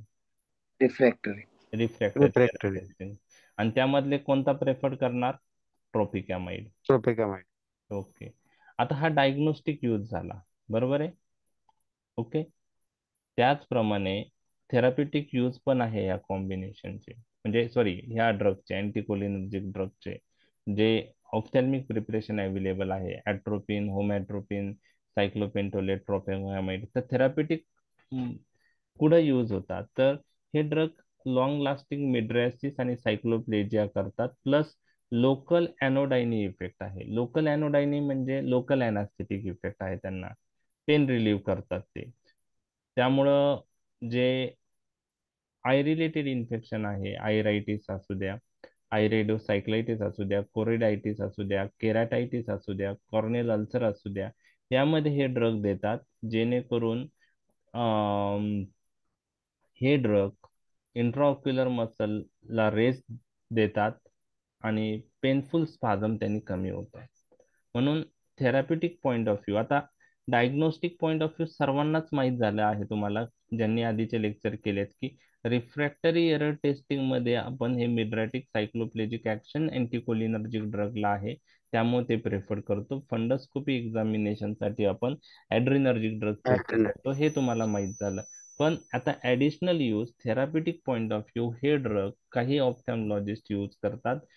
कधी यूज करतात? तर आय रिलेटेड इन्फेक्शन मध्ये, आयरायटिस असू द्या, आयरिडोसायक्लायटिस असू द्या, केराटायटिस म्हणजे कॉर्नियाचं इन्फेक्शन असेल, इन्फ्लामेशन असेल, कोरायडायटिस असेल, कॉर्नियल अल्सर असेल, यामध्ये हे ड्रग यूज करतात. कारण हे ड्रग मिड्रॅसिस, सायक्लोप्लेजिया आणि लोकल अॅनोडायनी म्हणजे लोकल अॅनास्थेटिक ऍक्शनमुळं ते आपण यूज करतो ह्या कंडिशन मध्ये. ओके, तर हे therapeutic point of view use तुम्हाला लक्षात ठेवायचा आहे. डायग्नोस्टिक यूज तुम्हाला सर्वांना माहिती आहे, थेराप्युटिक आज आपण डिस्कस केलेला आहे. कार्डियक व्हॅगोलायटिक ऍक्शन म्हणजे ॲट्रोपिन आपण आयसीयू मध्ये कशासाठी यूज करतो हे मी तुम्हाला सांगितलेलं आहे. पेशंट सडनली ब्रॅडिकार्डियामध्ये गेला, ओके, किंवा पार्शियल हार्ट ब्लॉक मध्ये गेला, तर त्यामध्ये आपण हे ड्रग यूज करू शकतो. जर ब्रॅडिकार्डिया आणि एव्ही ब्लॉक हे व्हॅगल टोन इन्क्रीज झाल्यामुळं असेल तर हे जास्त उपयुक्त आहे. लक्षात घ्या. हे ड्रग कोणाची ऍक्शन कमी करणार आहे? तुम्ही मला सांगा, हे ड्रग अँटीकोलिनर्जिक ड्रग कोणाची ऍक्शन कमी करणार आहे? अँटीकोलिनर्जिक ऍसिटिल कोलिनची. Very good. ऍसिटिल कोलिन कोणत्या सिस्टीम मधून रिलीज होतं? पॅरासिम्पॅथेटिक. पॅरासिम्पॅथेटिक. आता हार्टला पॅरासिम्पॅथेटिक सप्लाय कोणत्या नर्वचा आहे? व्हॅगस. व्हॅगस. मग वेगस व्हॅगस नर्व. नर्वचा इफेक्ट जर हार्टवर जास्त झाला, व्हॅगस पॅरासिम्पॅथेटिक इन नेचर आहे, ऍसिटिल कोलिन रिलीज करेल, M2 रिसेप्टरवर ऍक्ट होईल आणि कोणता इफेक्ट येईल? इनहिबिटरी. बरोबर. मग इनहिबिटरी इफेक्ट मध्ये काय काय होऊ शकतं? मग ब्रॅडिकार्डिया. ब्रॅडिकार्डिया होऊ शकतो. एव्ही कंडक्शन काय होईल? एव्ही स्लो होईल. कंडक्शन. स्लो होईल AV conduction. Contraction of heart slow होईल. सगळं इनहिबिटरी इफेक्ट होईल. एव्ही कंडक्शन जर स्लो झालं तर पेशंटला एव्ही ब्लॉक पण बसू शकतो. बरोबर आहे. मग जर एखाद्या पेशंटला ब्रॅडिकार्डिया आणि समजा एव्ही ब्लॉक आहे दोघांपैकी एक, आणि तो वॅगस टोन इन्क्रीज झाल्यामुळे असेल, तर मग अशा पेशंटला आपल्याला काय यूज करावं लागेल वॅगस टोन कमी करायला? वॅगस पॅरासिम्पॅथेटिक अँटीकोलिनर्जिक द्यावा लागेल. लक्षात आलं?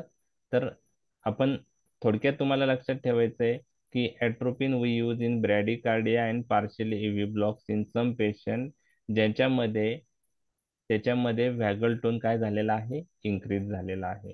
तर त्यात आपण यूज करतो. सेंट्रल ऍक्शन मध्ये पार्किन्सोनिझम मध्ये आपण यूज करतो. तर दोन गोष्टी आहेत अँटीकोलिनर्जिक ड्रगच्या. ड्रग इंड्यूस पार्किन्सोनिझम असेल तर अँटीकोलिनर्जिक ड्रग ऑफ चॉईस आहे. Levodopa is not effective in drug induce parkinsonism. मग कोणते ड्रग यूज करतो? जे सेंट्रली जास्त जातात. ॲट्रोपिन नाही यूज करत इथं.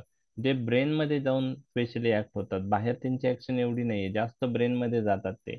मोर लाइपोफिलिक ड्रग्स, त्यात बेन्झहेक्झोल आहे, बायपेरिडिन आहे, प्रोसायक्लिडिन आहे.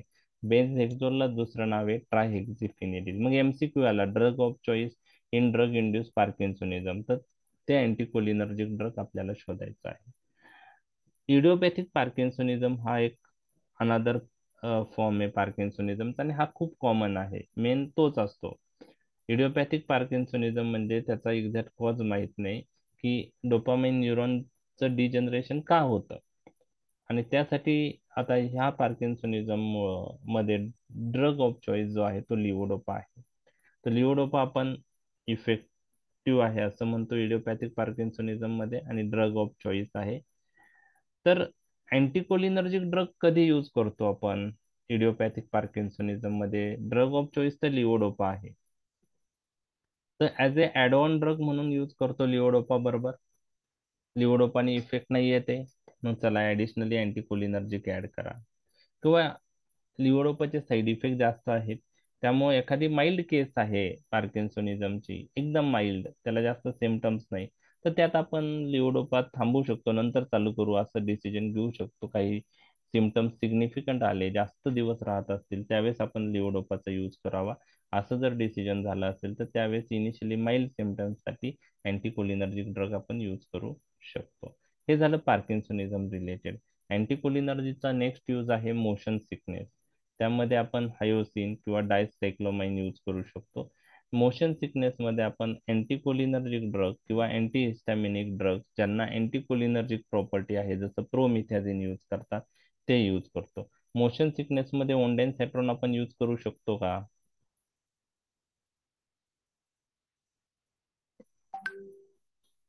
मोशन नाही नाही नाही. नाही करू शकत. का नाही करू शकत? ओंडेनसॅट्रोन हा पण अँटी इमेटिक ड्रग आहे, बरोबर आहे. सेंट्रल ऍक्शन नाहीये. त्याचं आहे कॉज ना. डिफरन्स आहे ना. डॉमपेरिडॉन यूज करू शकतो का? नाही करू शकत. का नाही करू शकत? मोशन सिकनेसच्या पॅथोफिजिओलॉजी मध्ये आपण पाहिलं वेस्टिब्युलर ॲपरेटस स्टिम्युलेट होतं, ते सिग्नल ओमिटिंग सेंटरला पाठवतात. कोणत्या लिंक मधून? कोलिनर्जिक लिंक मधून. ओमिटिंग सेंटरला काय रिलीज होतं?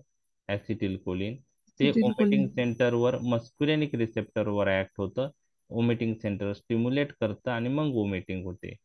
मग यामध्ये कोणते रिसेप्टर स्टिम्युलेट झालेले आहेत? मस्करिनिक. मस्करेनिक, ऍसिटिल कोलिनने. मग आपल्याला मोशन सिकनेस प्रिव्हेंट करायचा असेल तर आपल्याला कोणते ब्लॉकर द्यावा लागेल? अँटी मस्कॅरेनिक आपल्याला ब्लॉकर. अँटी मस्कुरेनिक ड्रग किंवा मस्कुरेनिक ब्लॉकर द्यावा लागेल. आता ओंडेनसेट्रॉन जो आहे हा मस्कुरेनिक ब्लॉकर नाहीये, तो 5HT3 रिसेप्टर ब्लॉक करतो. कोणते रिसेप्टर? 5HT3, ज्याच्यावर सिरोटोनिन ऍक्ट होतं, बरोबर आहे. 5HT3 रिसेप्टर, 5HT म्हणजे सिरोटोनिन आहे. सिरोटोनिन रिसेप्टर वर ओंडेनसेट्रॉन ऍक्ट होतो. तो 5HT3 रिसेप्टर ब्लॉकर आहे. ओंडेनसेट्रॉन हे आपल्या शरीरात जे सिरोटोनिन मुळे ओमिटिंग होते ती प्रिव्हेंट करतो. डॉमपेरिडॉन हा D2 ब्लॉकर आहे. मग हा डॉम्पिरिडॉन कशामुळं वॉमिटिंग प्रिव्हेंट करेल? डोपामाइन मुळे जी वॉमिटिंग होते. तर इथं ओंडॅनसॅट्रॉन आणि डॉम्पिरिडॉनला अँटी मस्कुरेनिक इफेक्ट आहे का? नाही. नाही. मग त्यामुळे ते मोशन सिकनेस मध्ये यूज होऊ शकतात का? नाही. नाही. नाही. पण तुम्हाला व्हायवात कोणी विचारलं की ठीक आहे, मोशन सिकनेस साठी आपण हायोसिन, डायसायक्लोमाइन किंवा प्रोमिथॅझिन यूज करतो, हे ड्रग्स अवेलेबल नाहीत, मग तुमच्याकडे ओंडेन आहे, तुम्ही देऊ शकतात का? तर त्याचा आन्सर नो आहे. लक्षात आलं? Yes sir.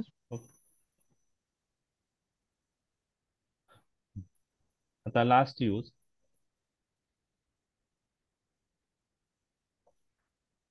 काही पॉइझनिंग मध्ये ॲट्रोपिन ड्रग ऑफ चॉईस आहे. कोणत्या पॉइझनिंग साठी तो ड्रग ऑफ चॉईस आहे? तर अँटीकोलिनिस्टरेज ड्रगच्या पॉइझनिंग मध्ये. मग त्यात इरिव्हर्सिबल अँटीकोलिनिस्टरेज ड्रग मध्ये ऑर्गॅनोफॉस्फेट कंपाऊंड आहे, OPP पॉइझनिंग. कार्बामेट्स आहेत.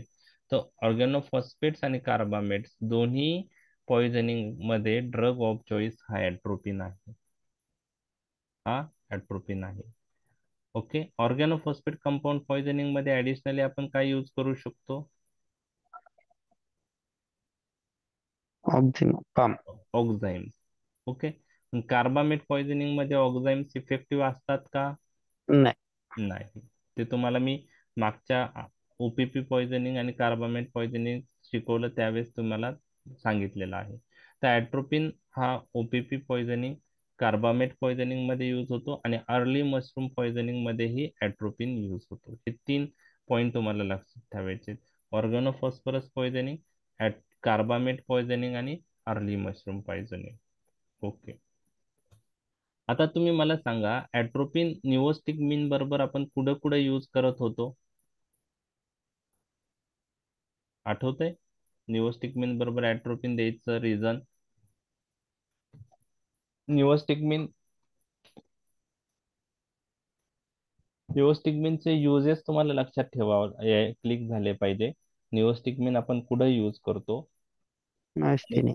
मायस्थेनिया ग्रेव्हिस मध्ये यूज करतो. आणि त्याच्याबरोबर ॲट्रोपिन काय ऍड करतो आपण? करेक्ट आहे तुमचं. निओस्टिकमिन दिल्याने कशाची लेवल वाढेल? निओस्टिकमिन कोणता ड्रग आहे? निओ तेच नाही माहित. अँटी बरोबर आहे तुमचं. तुम्ही ट्राय करा. निओस्टिकमिन अँटी काय आहे? इस्टर अँटी कोलिन अँटी कोलिनर कोलिनिस्ट, अँटी नाही कोलिनिस्टरेज. नाही, अँटी कोलिनिस्टरेज. हा, अँटी कोलिनिस्टरेज. मग आता anti acetylcholine acetyl acetyl कोलिनचं मेटाबॉलिझम होणार, होणार नाही. मग त्याने ऍसिटिल कोलिनची लेवल वाढेल. वाढ. आता मायस्थेनिया ग्रेव्हिसच्या पेशंट मध्ये जो ऍसिटिल कोलिनची लेवल वाढलेली आहे, त्याची ऍक्शन तुम्हाला मस्क्युरेनिक रिसेप्टरवर पाहिजे का निकोटिनिक रिसेप्टरवर हवी? ऍसिटिल निकोटिनिक. निकोटिनिक, कारण एनएम रिसेप्टर स्केलेटल मसलवर असतात. स्केलेटल. ऍसिटिल कोलिन त्या रिसेप्टरवर ऍक्ट होईल आणि स्केलेटल मसल कॉन्ट्रॅक्ट होईल.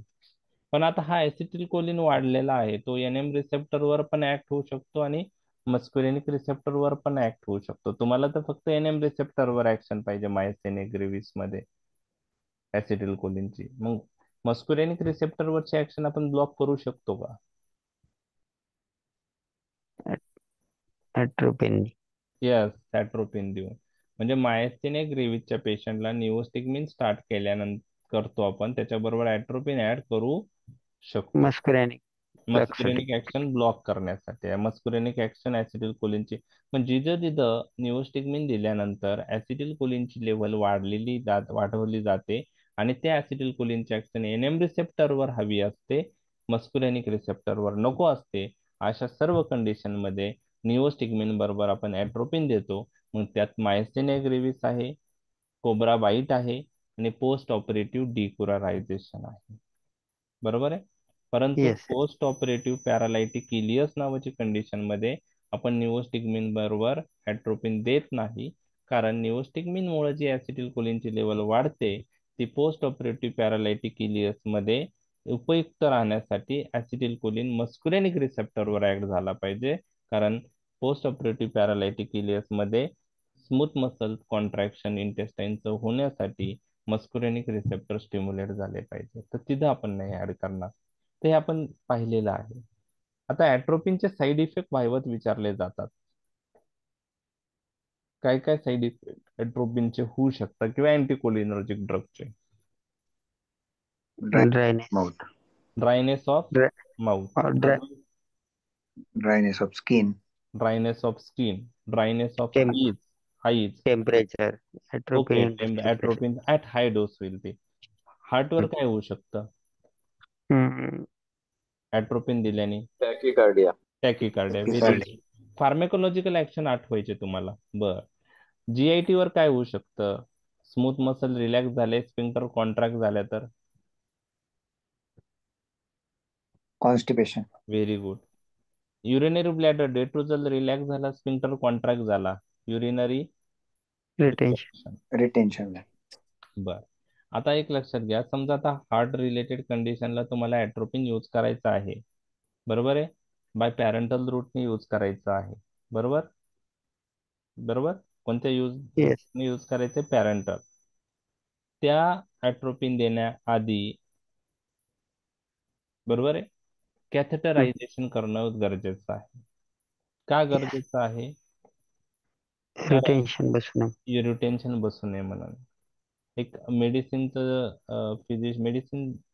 फिजिशियनशी डिस्कस करताना ती केस आम्ही असं डिस्कस करत होतो, त्यावेळेस मी पीजीचं प्रिपरेशन करत होतो, तेव्हा त्यांनी सांगितलं की ॲट्रोपिन देताना, म्हणजे ॲट्रोपिन द्यायला सांगितलं असं आयसीयू मध्ये, आणि जे आयसीयू इन्चार्ज असतील त्यांनी ॲट्रोपिन देऊन टाकलं आणि कॅथेटरायझेशनच केलं नाही पेशंटला, बरोबर आहे, आणि पेशंट हार्ट रिलेटेड कंडिशन मधून बाहेर आला, परंतु तो युरिनरी रिटेन्शन बसल्यामुळे त्याला ॲब्डोमिनल पेन व्हायला लागलं आणि तो ती कंप्लेंट करायला लागला. तर मग त्याचं रिझन नंतर लक्षात आलं की जे आयसीयू इन्चार्ज किंवा आयसीयू स्टाफ जो होता त्यांनी कॅथेटरायझेशनच केलं नव्हतं, कारण त्यामुळे स्पिंक्टर कॉन्ट्रॅक्ट झालं होतं तोपर्यंत. मग त्यानंतर कॅथेटरायझेशन करणं पण लवकर होत नाही, लवकर स्पिंक्टर कॉन्ट्रॅक्ट झालेला असतं ना. तर मग टायटन झाले. हा, तर ते एक गोष्ट तुम्हाला, म्हणजे त्यावरून तुम्हाला लक्षात राहील की युरिनरी रिटेन्शन ॲट्रोपिनने बसू शकतं, बरोबर आहे. तर ते एक आहे. ब्रॅडिकार्डिया आहे. ओके. तर हे ॲट्रोपिनचे साईड इफेक्ट आहे. तर व्हायवात पण ॲट्रोपिनचे साईड इफेक्ट कॉमनली विचारले जाऊ शकतात. डोळ्यामध्ये मिडरायसिस आणि सायक्लोप्लेजिया झाल्यामुळं ब्लरिंग ऑफ विजन एक होतं, ब्लरिंग ऑफ विजन, ते पण तुम्हाला लक्षात पाहिजे. तर फार्मॅकोलॉजिकल ऍक्शन वरून तुम्हाला साईड इफेक्ट होतात. आता ड्रायनेस ऑफ माउथ झालं तर डिफिकल्टी इन टॉकिंग होतं, डिफिकल्टी इन स्वेलिंग होतं. ओके. ॲट्रोपिन फिवर मी तुम्हाला सांगितला, flush and hot skin fever, difficulty in micturition आहे, decrease bowel sound, dilated pupil, photophobia, blurring of near vision, palpitation, हे सर्व आहे. हायर डोसला सीएनएस स्टिम्युलंट इफेक्ट आल्यामुळं मेजॉरिटी ड्रग्समध्ये ह्या गोष्टी घडतातच, डेलिरियम, हॅलोसिनेशन, अटॅक्झिया. ओके, ठीक आहे. Hypotension, weak and rapid pulse आणि cardiovascular collapse with respiratory depression, कन्व्हल्जन आणि कोमा. तर हायर डोसला काही इफेक्ट कसे येतात त्याला लॉजिक नाहीये, एक्सप्लेनेशन नाहीये, पण तुम्हाला ते लक्षात ठेवायचं. हायर डोसला कन्व्हल्जन, हॅलोसिनेशन, कोमा, अटॅक्झिया हे पॉइंट तुम्ही लिहू शकतात. ओके. ॲट्रोपिन पॉइझनिंग मध्ये ड्रग ऑफ चॉईस कोणता आहे? ॲट्रोपिन पॉइझनिंग किंवा धतुरा पॉइझनिंग किंवा बेलाडोना पॉइझनिंग?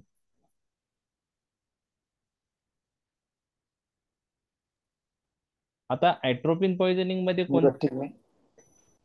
निओस्टिग्मिन. ओके, तुमचा ग्रुप बरोबर आलेला आहे, परंतु आपल्याला ॲट्रोपिनचे ब्रेन मधले इफेक्ट पण रिव्हर्स झाले पाहिजे आणि पेरिफेरल Isostigmine. इफेक्ट. यस, फायझोस्टिग्मिन. ठीक आहे. निओस्टिग्मिन मायस्थेनिया ग्रेव्हिस आणि ॲट्रोपिन पॉइझनिंगला फायझोस्टिग्मिन. तर बघा, गॅस्ट्रिक लवाज आपण करायचं with tannic acid. Patient should be kept in dark white room. Okay. त्यानंतर कोल्ड स्पॉन्जिंग और ice bags are applied to reduce the temperature. म्हणजे आता तुम्हाला हे लक्षात येईल की ॲट्रोपिन पॉइझनिंग मध्ये कोल्ड स्पॉन्जिंगची गरज काय आहे? आईस बॅग का वापरता? Temperature. Atropine fever, heat loss नाही होत ना, स्वेटिंग कमी होतं, टेम्परेचर सेन्सर. स्किन ड्रायनेस मुळे टेम्परेचर वाढत. ओके. आणि स्वेटिंग नाही होत, स्किन ड्रायनेस का होतं? स्वेटिंग नाही होत. स्वेटिंग नाही होत. स्वेटिंग नाही झालं तर हीट आतच राहते आणि जो टेम्परेचर पॉइंट आहे तो पण हायर पॉइंटला सेट होतो आणि त्याच्यामुळं कोल्ड स्पॉन्जिंग आयस बॅगची गरज आहे. फायझोस्टिग्मिन तुम्हाला आता तुम्ही सांगितलंच आहे मला. आणि ब्लड प्रेशर रेस्पिरेशनचं मेंटेनन्स ठेवाय, ब्लड प्रेशर रेस्पिरेशन मेंटेन करणं. प्रत्येक पॉइझनिंग मध्ये कन्व्हर्जन असतात, त्यासाठी डायझेपाम लागतं. ओपीपी पॉइझनिंग मध्ये पण आपण पाहिलं कन्व्हर्जन असतात, तिथं डायझेपाम आहे. ओके. ते कॉन्ट्रा इंडिकेशन ग्लाउकोमा मध्ये अँटीकोलिनर्जिक ड्रग यूज करायचे नाही, हे तुम्हाला मी सांगितलेलं आहे. तर Yes. एएनएस सिस्टीम मधला कोणता ग्रुप ग्लाउकोमात यूज करायचा नाही तर अँटीकोलिनर्जिक. तर हे झालं दतुरा, बेलाडोना किंवा ॲट्रोपिन पॉइझनिंग. हे सगळ्या सेम आहे. त्याच्या म्हणजे ॲट्रोपिन हा बेलाडोना किंवा धतुरा प्लांट पासून ऑप्टेन होतो. त्यामुळं बेलाडोना पॉइझनिंग असू द्या, धतुरा पॉइझनिंग असू द्या, ॲट्रोपिन पॉइझनिंग असू द्या, ड्रग काय, ट्रीटमेंट ऑफ चॉईस काय, फायझोस्टिग्मिन. बरोबर आहे. तुम्हाला असं पण विचारू शकता, which is the drug of choice for atropine poisoning, तुम्ही सांगणार फायझोस्टिग्मिन. पुढचा क्वेश्चन येतो, which drug is use in belladonna poisoning. त्यावेळेस तुम्हाला ते क्लिक झालं पाहिजे की अरे सेमच ड्रग आहे फायझोस्टिग्मिन. लक्षात आलं? तर आपण अँटीकोलिनर्जिक ड्रग डिस्कस केलेले आहेत, संपलेलं आहे. डिटेलमध्ये आपले 4 ते 5 लेक्चर झालेले आहेत, तर तुम्ही ते व्यवस्थित करा. कोलिनर्जिक आणि अँटीकोलिनर्जिक क्लासिफिकेशन रोज एक एक, आता 2च सिस्टीम झाल्या त्यामुळे तुम्हाला क्लासिफिकेशन सध्या तुम्ही करू शकतात रोज ते, आणि काही दिवसांनी आपोआप पाठ होणार आहे. म्हणजे त्यासाठी 4 ते 5 वेळा वाचलं तर ते होणार आहे. परंतु ज्यावेळेस बाकीचे सिस्टीम ऍड होतील त्यावेळेस मग पहिले क्लासिफिकेशन विसरू शकता, म्हणून रिव्हिजन नंतर आपल्याला वाढवावं लागणार आहे. ओके. Yes. क्लासिफिकेशन. Notes